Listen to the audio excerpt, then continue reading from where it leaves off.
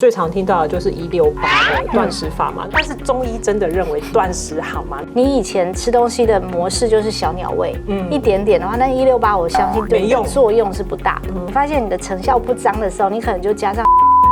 有的时候1个礼拜当中，我们可能有2到3天都有可能有应酬，他又想要减重，隔天的早餐或中餐有一餐用食的方式，第二可能会想要喝一点东西，那可以喝什么呢？如果是这样的话，黑咖啡茶吧。怎么样的人不适合做断食？其实大概就是我刚刚说的孕妇。那断食期间有哪些运动需要的注意事项呢？那我们可以考虑一些比较轻度的有氧运动，像是散步啦、慢跑、游泳。欢迎来到健康养成记，我是 Amber。这个断食疗法这几年真的是非常热门。断食疗法的好处包含它燃烧脂肪、延年益寿，还有细胞的更新修复能力，还有提升这个抗衰老的能力，甚至是刺激这个生长激素，提升胰岛素阻抗，这些很多的好处都有。那有一个研究，他就发现说，如果针对动物让他们做这个断食的话呢，他会发现动物的这个毛色更漂亮，而且它的皱纹还会减少。但是中医真的认为断食好吗？那我们今天欢迎陈俊如医师，陈医师您好。主持人好，观众朋友们大家好。中医会觉得断食是有必要的吗？中医比较没有在强调，特别强调断食，这应该是这几年的流行的新的专有名词哦。那但是中医有提到一个养生的概念，就饮食清淡啊，包括思虑不要太复杂，这是在中医的《黄帝内经》里面有提到这一块的养生之道。但是饮食清淡跟断食是不一样的、断食真的就是不吃东西啊。你要想想看，古代人他的那个食物来源没有那么的丰富嘛，他的调味料没有现在那么的复杂，他们顶多就是盐嘛。所以他们的饮食，他们强调清淡这一块，那就是他们的养生之道了。那但是断食的种类也很多，像我们最常听到的就是168的断食法嘛。断食哦，它原则上大概都是超过12小时以上进食啊。有研究是认为12个小时左右的进食，你的身体从本来燃烧糖就会变成燃烧脂肪，就叫做酮代谢。生酮的概念，对。那生酮不是说真的叫大家去喝油，那个太可怕了。而是你开始会燃烧脂肪。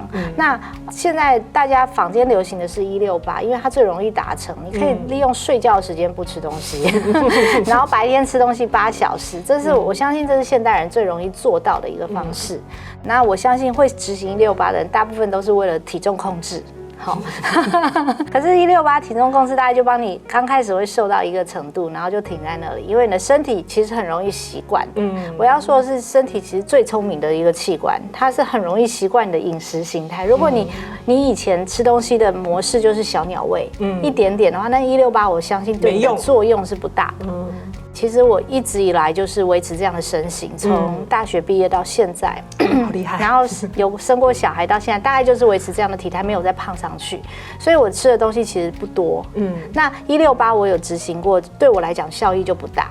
因为你本来就是吃得少的人，所以如果你要执行168，你发现你的成效不彰的时候，你可能就加上运动。那运动有氧运动哦，这有氧运动，无氧运动没有办法。就有氧运动要30分钟以上，你燃烧的热量的来源才会是你的脂肪细胞。再跳一个东西哦，就我们讲到运动，发现台湾女生除非她发育期都是有在运动的，女生的肌肉量要破20以上，很少哦。你的20是指InBody的那个20%，就超过了，好不好？那表示你很好啊，因为你从小有在运动的。对，那可是大部分从我们那个年代哦，都是读书出来的嘛，所以其实体育课常常被挪来上补其他的课，对不对？最讨厌的。所以其实那个年代，在5、6年级的这些朋友们哦，其实我们的运动量其实在小时候并不多。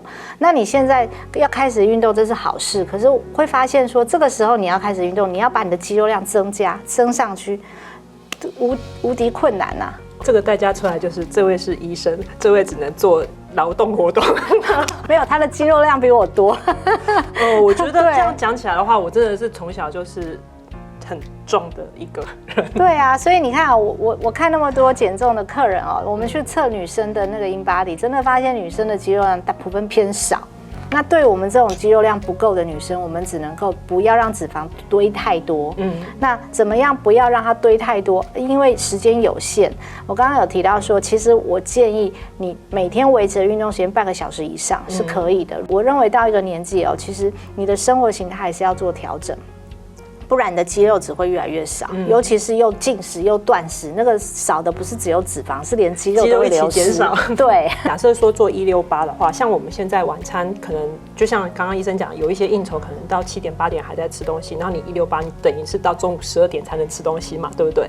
但是呢，如果你又是一个很早起的人，像我现在都是5点多就已经起床了，然后我就会觉得说，哇，那我不吃早餐，我要一直撑到12点，而且早上又是大量的工作其实是放在早上的时候，那就觉得好像早餐应该蛮重要的。那怎么样去平衡这个168这个断食的方法呢？这个时候有没有必要一定要执行168？你就考虑看看，因为其实断食方法我们刚刚提到是168有一种是40，对，就是选择那个时间。对，然后另外还有一种就是5:2的断食，还有一种是1:1的断食。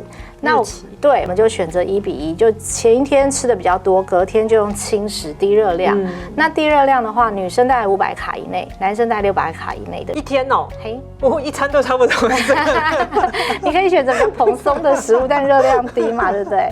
那5:2我觉得比较容易执行。那一周来讲，连续5天正常吃，2天就吃的比较轻食，可这2天没有说一定要连续啊，就是说你可以在这2天就1个礼拜选2天，我就吃很清淡，了解，去把那个热量 balance 一下，不然其实有的时候我们在看减重的客人哦，他这一个礼拜比如遇到母亲节连假，那回来就完蛋了。那我跟他说没有关系，你这几天可能连了2、3天都有大餐，那你后面这几天我们就少吃一点，体重还是会降下来。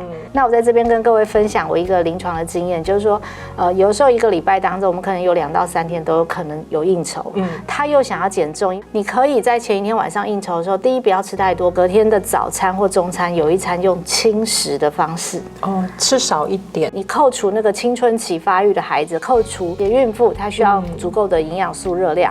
就我们一般的正常人来讲，如果你前天晚上是大鱼大肉应酬，你隔天可能就选择只吃1餐或2餐，那这1餐或2餐就选择比较清淡饮食，热量少的去 balance 那个热量，你的身体就不会累积负荷太多。